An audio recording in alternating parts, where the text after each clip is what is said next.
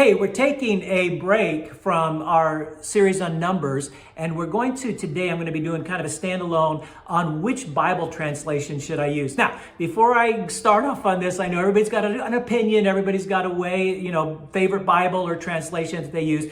This is my thoughts, my opinion, so hang with me in this, and if you do make a comment on it, which we love comments because we want to build a community that can kind of sharpen each other, but be nice in those comments if you will, but we can all learn from one another, right? I'm going to be doing this based upon a couple different things I'll get into later on my ranking, because what I want to do at the end, if you'll hang with me, is I want to show you the top 5 selling Bibles today, and I'm going to rank them.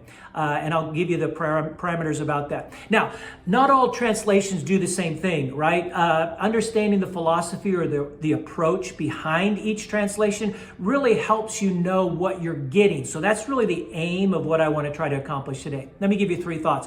First of all, you have the formal equivalents. That's the word-for-word translation. These are the Bibles that tend to stay closer to the original language. And a couple of examples: the English Standard Version, the ESV, the New American Standard, or which is now the Legacy Bible. And those are Bibles that really are word for word.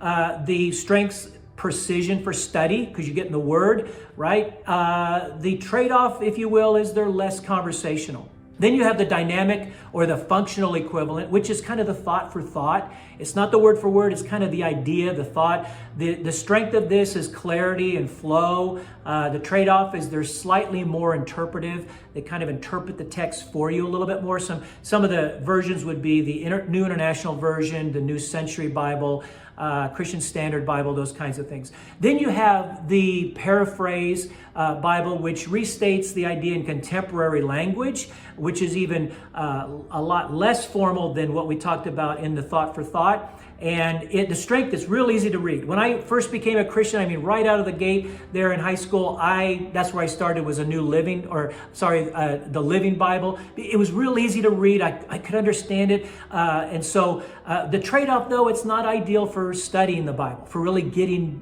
down into the weeds a little bit. But again, so it depends on, your own ability and way of reading and why you're doing it. Is it for study? Is it just for devotions? Is it just to kind of understand a little bit more where are you at in your walk with Christ? All of these things factor in. Now, types of Bible: you have your traditional Bible, which is Genesis to Revelation. You have your chronological Bible, which I'm a fan of. I love going through it chronologically, which is what we're doing in our videos through the Bible as we go Genesis to Revelation. Journaling: I have a journaling Bible that I love to make notes, my own notes on the side margins there. Then you have the study Bible, the study notes, the maps, the cross references, all of those things.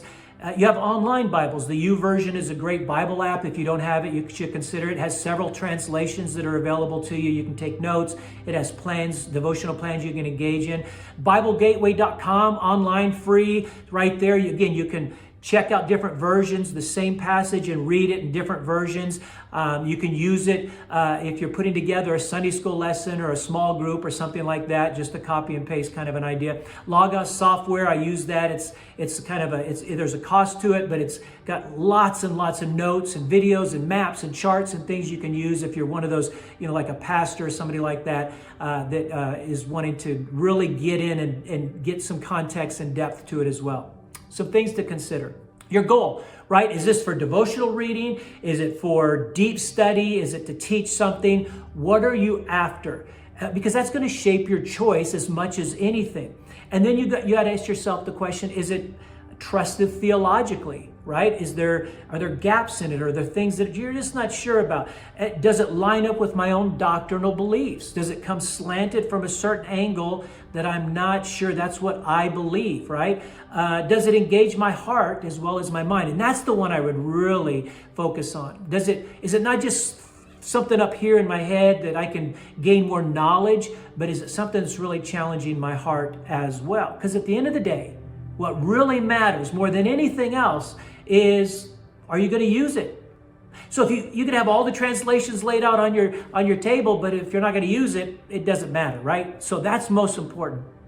Now, let me give you a couple ideas, because what I want to do in my ranking is I want to use kind of three things, right?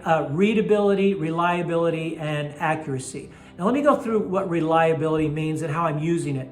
Reliability here means the idea of which method most likely reflects the original wording of the New Testament, or of Scripture actually.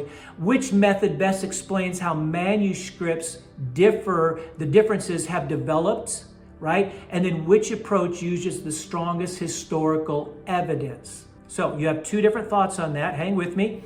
Critical text and majority text. Now, don't let that scare you away. I'll explain it. It's easy to understand. Critical text, these are earlier manuscripts.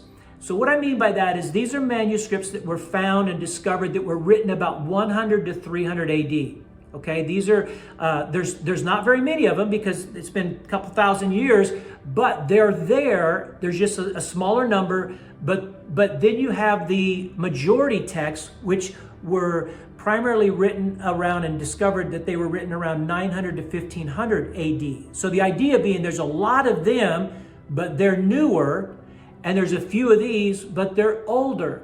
So why do we have so many translations today? Because some translations use this set, and some translations use this set, and some kind of use both. And so what we have here is the idea is that why are there different translations, and why do they read differently, and why are they even the conversational style and all different? It depends on where they gathered the majority of their resource from. Okay, so the most people on the majority text, and there's no one better than the other. It's not like these guys are better Christians than these guys. It's not us versus them, right? But sometimes in the majority text crowd, if you will, they consider the numerical weight. There's lots more of these, so we should trust these, right? The church has been using a lot of these for a long time because these were discovered later. And then some are cautious about basing the decisions on a few texts versus a lot of texts, a lot of resource. So again, it's not about really which Bible is God's word, right? I mean, they're all God's word. We just have to be discerning and determine what's best for me upon reliability, readability, and accuracy. And which Christians, and has nothing to do with which Christians are more faithful than the others. Now, later in another series, I'm going to be doing one other, are there contradictions in the Bible? And why do some versions or translations leave out a verse here and there or change the language slightly here and there? And we will get to that, so be watching for that. Now, let me give you the top 5 selling translations. Number 5 is the Christian Standard Bible, the CSB. It's a modern, only been out since 2017. It's a modern read. It's gaining in popularity. It may climb up in the rankings here over the next couple of years. And it has some pretty clear language in it as well. I'm going to give it, this is my ranking now, I'm going to give it a 7, okay? It's not the word for word thought or word for word that I like and enjoy. But anyway, it's a good Bible nonetheless. Number 4 is the New Living Translation. This is what I use for devotions. I mentioned that before. Highly readable, thought for thought, designed for modern leaders today. I'm going to give it an 8. I like it. I don't use it for study because of the thought for thought versus the word for word. Number 3. English Standard Version, so word for word translation. It's been gaining rapidly in popularity as well for accuracy and modern literary style. Often preferred in conservative and evangelical churches. That's not my opinion. That's what I read in my research there. I'm going to give it an 8 as well because, again, it's a great Bible. But again, I use that one more for study. Number 2, King James Version. 1611 authorized version. A lot of people are fans of this. Obviously, number 2, most selling Bible. It remains incredibly popular, primarily for its poetic language and because it is considered an authorized version. But again, it's going more by the majority text than the critical text. I would give it a 6. Don't hate. All right, it's hard to read. It's hard to, I'm not going to preach from it because people don't always understand it. They get lost in all the poetry and all of that. great version. If you like it, go for it. For me personally, it's just not one of my favorites. And then number one, New International Version, best-selling, modern translation, balancing word for word, thought for thought, and readability. I would give it a 9. I think if you're a newer Christian, that might be a version you want to look at because I think it might be most helpful. Hey, thanks for joining us. If you have some comments, please put them in there, but be nice when you do. And if this has been helpful, maybe for someone else that you could share it with them, do so as well. Thank you.